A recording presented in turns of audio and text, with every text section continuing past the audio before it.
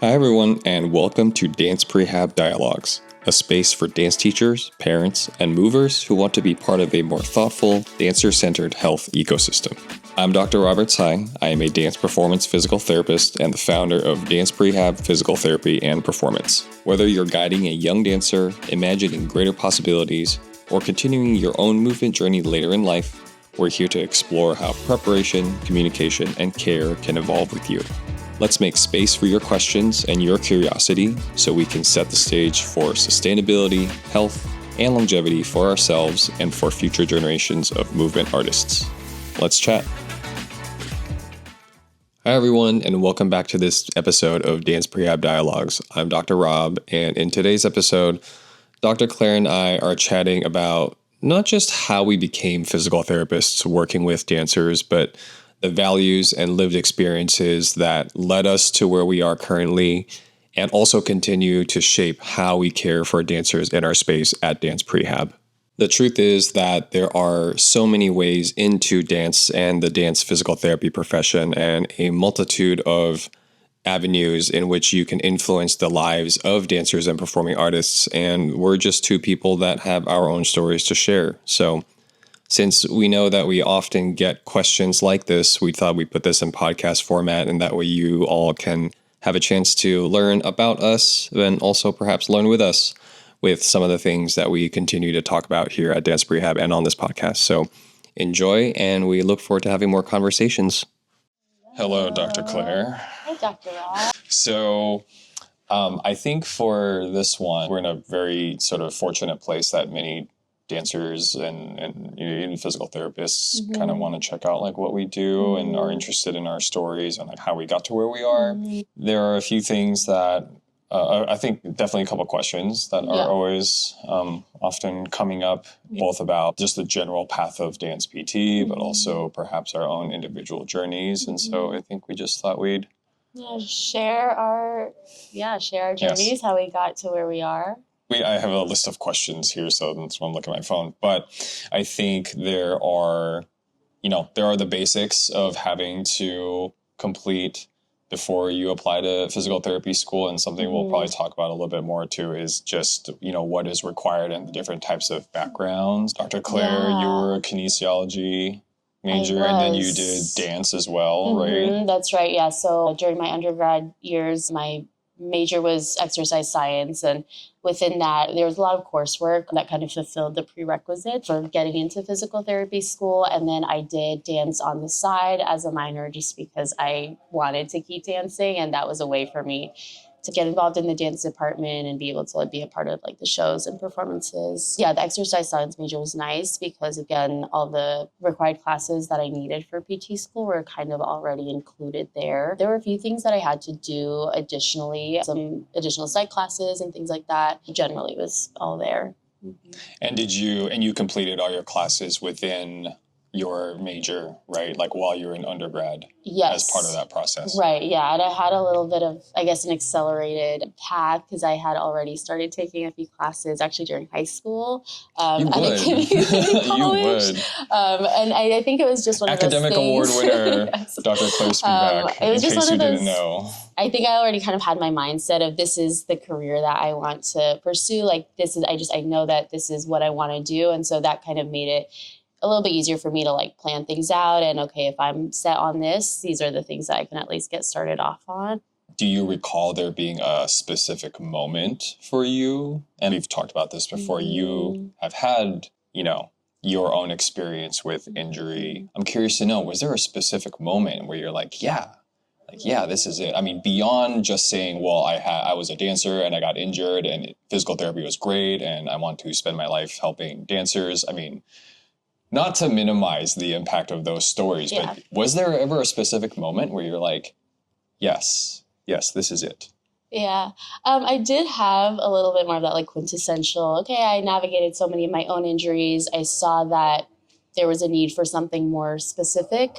I think for me, it was even just in all of my like physical therapy sessions, getting exposure to something that I hadn't before, right? Because I was just used to moving, like my body just knew dance. That was the movement that was familiar to me in physical therapy, even though I wasn't doing anything like super advanced or new. I mean, it was something that was like novel for my body. And I was like, oh, this is just exposure to movement in such a different way. And like, that's what I really appreciated about it. That's what I really enjoyed about it.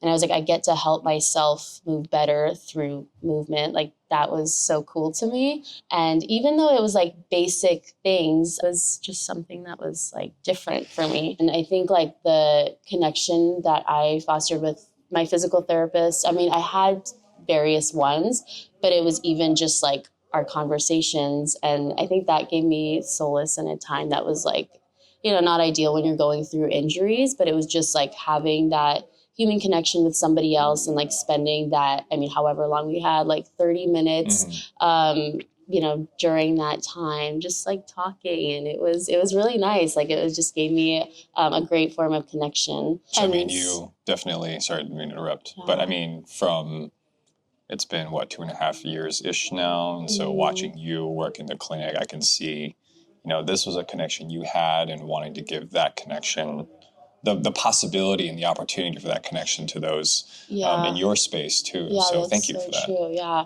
No, and it's like, I think all those physical therapists just saw me so much more than like a diagnosis. And it was like more, it just extended like past their job. Like they just connected with me on a human level. And that was really impactful. And I just kind of like carried that with me. And I'm like, that's what I want to give to somebody else. And so that was really great. And I was like, yep, this is just like what I want to do. I think it extends beyond just like, I want to help somebody and I, just want to make somebody better. It's just like forming those connections. Mm-hmm. So what would you say? Like, what was the turning point for you? I feel like there were many turning points. Physical therapy specifically, I feel like physical therapy along with many other things in my life have been like, oh, there's this one thing that kind of like scratches the itch in like 3 different ways or 3 different things scratching the same itch. Mm-hmm. Do you know what I mean? Mm-hmm. So I did not go straight from undergrad into grad school. I went to school. I minored in dance performance. I was a communications theory major. I was very interested in political communication, and given my background and my history, that's just something that I was always very interested in. But I worked professionally for about 8 years, and then while doing that, I was also teaching a lot.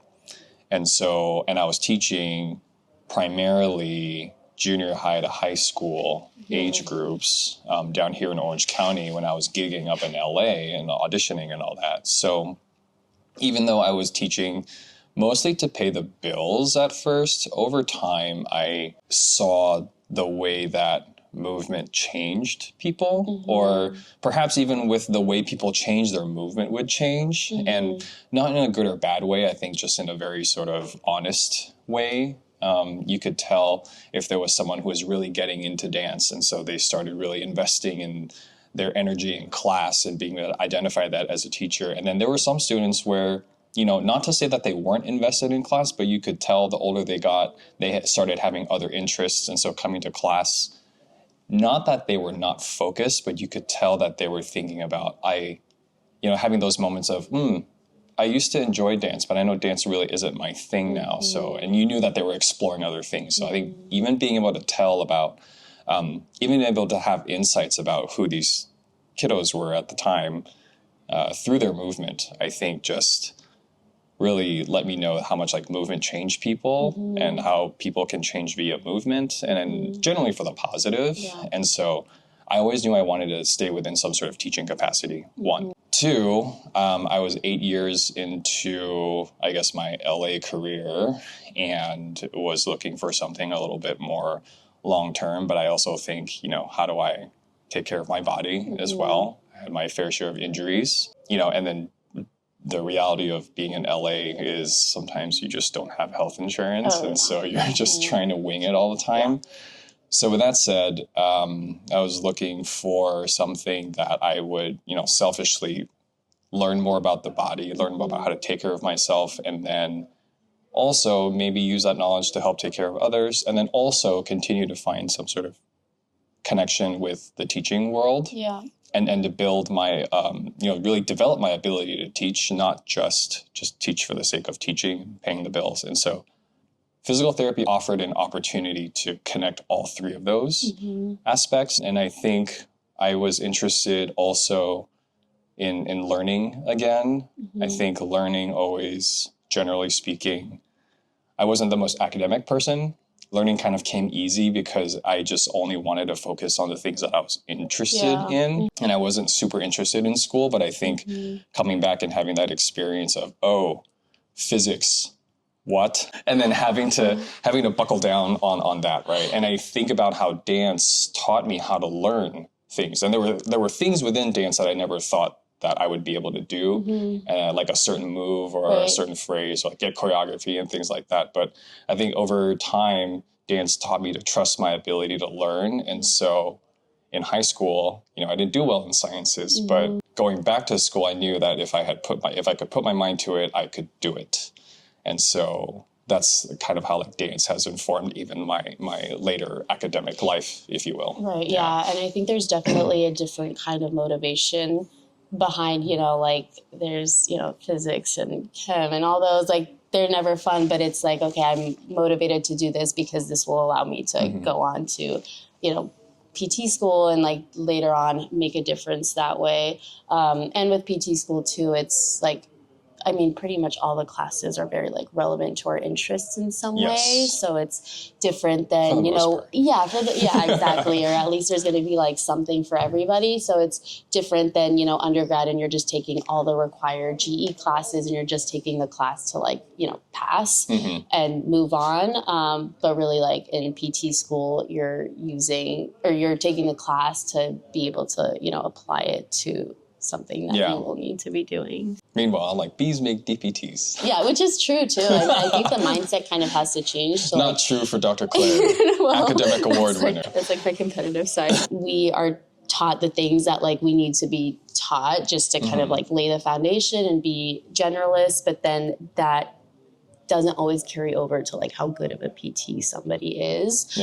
Just because somebody like excels in school and just like knows how to take tests and knows how to study well, doesn't necessarily like translate into this is what makes somebody a good physical therapist. I think it just, it speaks to, not here to necessarily do a sweeping critique of education and our educational systems. But yeah, it's true. It's, there is a way that we have to learn and we have to learn the basics. And I think, a lot of people say, oh, did you know that you wanted to work with dancers in the first place? And I feel like I always knew that I wanted to keep it in my life and my career somehow. I did not expect it to just be what it is now. It's still a little while to like look back on. So once again, a very privileged place to be because of many opportunities that people have provided. And of course, timing, right? Even before going back to PT school, I did not satisfy all the requirements in undergrad. And so I had to jump around different community colleges, working at the same time to make it work. I went to Chapman for my undergrad as well. And so it's a private school, and then jumping into the community college system to do my prereqs, I think just opened me up to, the different types of people that are just out there in the world. We talk a lot about meeting people at their story in physical therapy, and I think that even just going through the community college system and having that, interacting with different types of people, like people coming out of high school for sure, but people coming back for second careers like myself. I met a lot of single parents who wanted to do things better for their kids. So they were, looking at different types of careers to support their families. People that were coming from corporate careers, wanting to get into healthcare, people that were, same as ourselves, like athletic populations coming back. So all these different stories, but all like meeting in the same place. Yeah. And that was similar to my experience too. I was taking community college classes while I was in high school, but I was able to interact with, like you said, people from so many different backgrounds. And that in itself was like the best learning experience. It wasn't even just like about the class. I was like, wow, I would have like never met these people anywhere else. And so it's just such a like, we're kind of connected by this like common thread, even though we are so different. So that was really neat too. And then we do encounter that, I think in physical therapy school as well, people aren't just just coming from like one background, one major. I mean, like thinking about my cohort, there were people who had like business majors and political science, and we had some dance majors as well. And so just kind of like all of those different experiences and perspectives gave diversity and allowed us to learn more from those kinds of like varied experiences. Yeah. I mean, I think that brings us to one question that I feel like I get a lot, which is, what types of dance-specific experiences did I seek or did we seek in our education? I would actually argue that the experiences that have made the most difference for myself as a clinician and as a person too, just working in this space, were actually all my non-dance experiences. Yeah. As for dance-related situations, I was able to present and also like attend, dance medicine conferences. Yeah. I was able to do, screenings and things like that when they happened as part of school and in the community, keeping up with research or just like chatting with people or connecting with other dance medicine PTs. Yeah. But I would probably say I always say that the biggest and most impactful experience I had that has continued to influence me now was working in pediatrics and working with kiddos aged 1 through 3 with obviously certain health conditions that just did not allow for communication. And so you really had to read the room, you really had to read the person, and you really had to create an environment to where they would do things, right? Yeah. And same thing working in a hospital, in an acute rehab unit. Yeah. You're working with people that may not always be there cognitively or maybe in their age. There are certain health changes that you have to navigate. And so I would probably say that being exposed to dance PT isn't the most impactful experience that I had that has allowed me to be in dance PT, but I think it's knowing that all across different contexts and all across different types of environments, I know who I am as a person. And I learned about those things in all these different places. So I know who I can be as a clinician consistently, whether it's working with somebody, whether it's like education, or if it's like talking to a parent. I think what seems to be working, and I say seems to be working because I look back on the last 3 years and some of the words that our clients and the dancers and the families that we work with have, either said to you or myself or anyone in our space, is that we know how to make it make sense, right? And I think in order to know how to make it make sense, we have to be sensitive to environments, we have to be sensitive to people, and we have to be sensitive with like where they're coming from. So it's not just like dance, it's can you look at where this person is, how did they get here, where do they want to go? Yeah. And then make it make sense, right? Yeah. The moment that you're with them in this short period of time, can you redirect them in a certain way, or can you show them a certain path, or let them know that there's hope and possibility? Totally. Yeah, totally. It always just goes back to like meeting that person where they're at. And I completely agree. It's the times where I felt like there were communication challenges within the various like patients I encountered or clinical experiences I had. It was like the times that communication was a challenge, I was kind of forced to have to find different strategies, like you said, for it to make sense to the patient. Just having like those different strategies and knowing that I can like implement this and implement that and, adapt and be flexible based on like what this patient needs, kind of like bolsters up my ability to like trust myself in different scenarios and, with whichever kind of patient presents. Another question that we will get is what type of opportunities does being a physical therapist grant us compared to maybe other careers we could have chosen? Actually, can I ask a pre-question? Yes. If you weren't a physical therapist, what might you be doing? Oh, I get this question a lot, actually. And so I think about it. And I think, when I was deciding on this career, it was either like I was going to dance professionally or I was going to do something that kept dance in my life in a way that, I was not dancing. And so that's why I say like just like being a physical therapist was kind of that natural progression. But I think it would definitely have to be something that involved me just being like people facing and me being able to see that I have like a direct impact on others in a day-to-day setting. So it'd kind of be like hard for me to be behind the scenes of everything and not know that I'm just like having this direct impact. And I think that's like what makes physical therapy different, is that's something that like we get to witness even in those small like micro interactions. We get to see that, whether it's like, you know, when it clicks for the patient, or when, you know, they are able to kind of like get insight. And then we see that within just their overall like attitude or demeanor or the way they're moving. And we're like, oh yes, like they click, that's awesome. And then just being able to reflect back on like the steps that it took to get them there, because we're kind of with them throughout that process. That's like particularly rewarding. It's the theme of your life. That is so broad. I mean, I love that you answered in that kind of a way, because I always came from it as like, oh, you have to be this, right? For, doctor, engineer, lawyer, which one?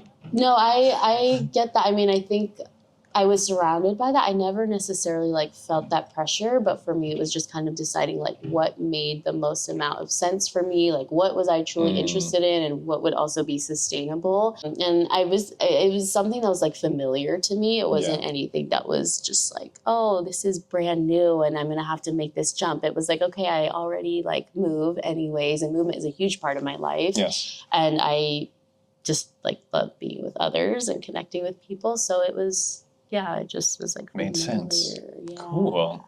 Sounded like for you there were some like other sort of factors that contributed, or perhaps like pressures that you felt to go down a certain route, and then like. I mean, there were always the pressures, but I mean, hello, I became a professional dancer, so it's like,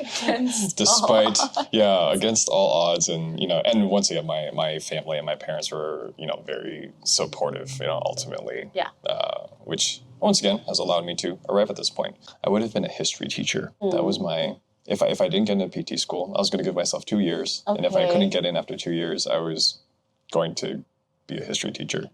Yes. Nice. And still, being in like education, teaching others. Still being in education. And, over time, I'm like, oh, this is probably why I wanted to do it. But, right, even just the idea of context and teaching people about, hey, in physical therapy, we're always like, hey, you were doing things like this way. Yeah. These things have happened. Yeah. How do we understand that? And how might we change the future for the better? Yeah, wow, all these connections.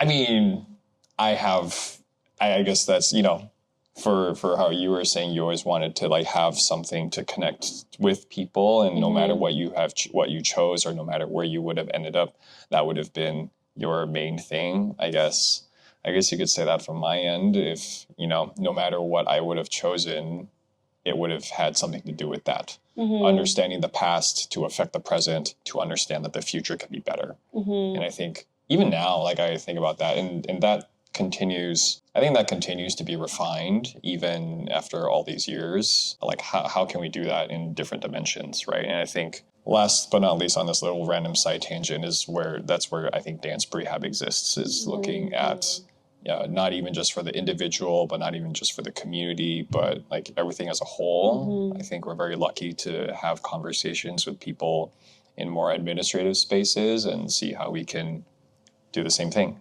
right? Whether it's a person, a community, or an entire organization. That just seems to be the theme of this life. Yes. At some point, it just feels like, and maybe this, I think you can do this in a lot of different ways, but I think the ability to connect with people on multiple levels, I think is one thing, that you were speaking to. That I also resonate with as well, because there is of course like the we can categorize it down into like medical type situations to be like, well, okay, yes, like physical therapy, movement, being there and talking to the people and listening, and acknowledging sort of like the mental health side of things, seeing like where their life is, and then influencing them in that like positive way in various dimensions. And I think physical therapy perhaps is unique in that sense where I think vulnerability exists in different forms. And I think physical therapy is one of those things where if we're curating the space to the way where the person in front of us can feel safe, there is a measure of vulnerability that comes out that how do I say this?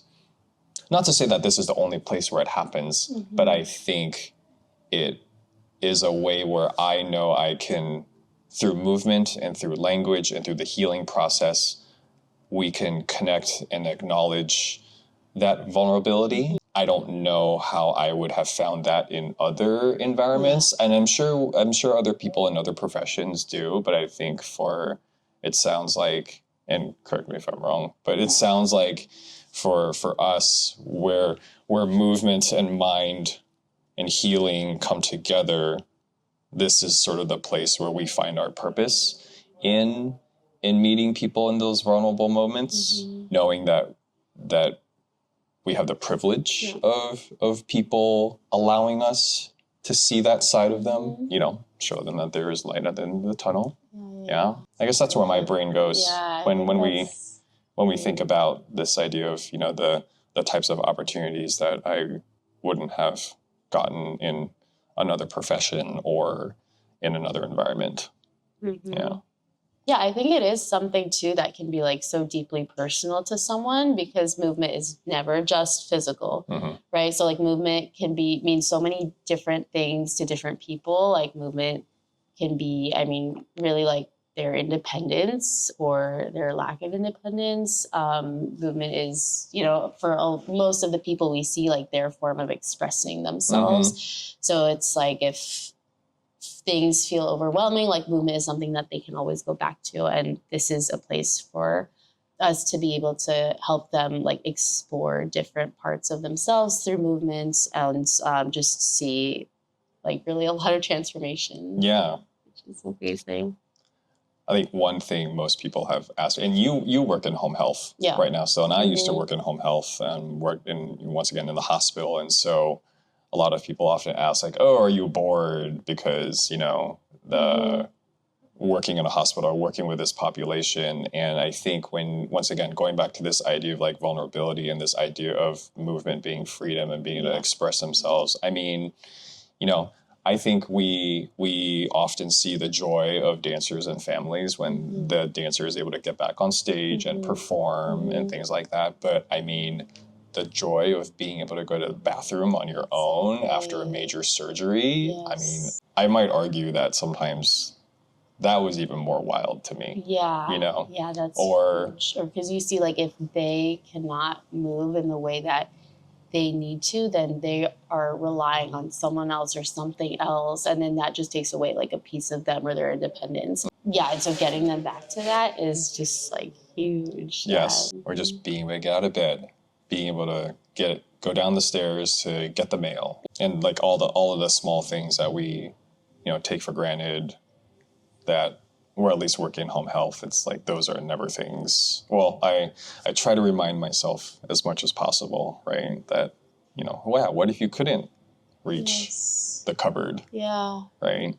Or what if you couldn't bend down to grab something? Yeah. So, it's all those little things that we don't think about during the day. But then, when you see like what an impact that makes for somebody, like, wow. To tie it back to dance, at some point, when you're looking at the human, that's just what it is, right? You're not just looking at movement, but you're looking at the things that are meaningful to them. And how do you curate your healing process? How do you provide that healing process for them so they can do those things, whether it's dance or not dance? Thank you for being here with us on Dance Prehab Dialogues. Whether you're guiding the next generation or continuing your own path as a mover, you're part of a bigger shift towards care that lasts and teaching that evolves with the dancer. These conversations definitely don't end here. They grow through the questions we ask, the curiosity we hold, and the small changes we make in the studio, on stage, and beyond. So here's to showing up, and we'll be right there with you. See you at the next one.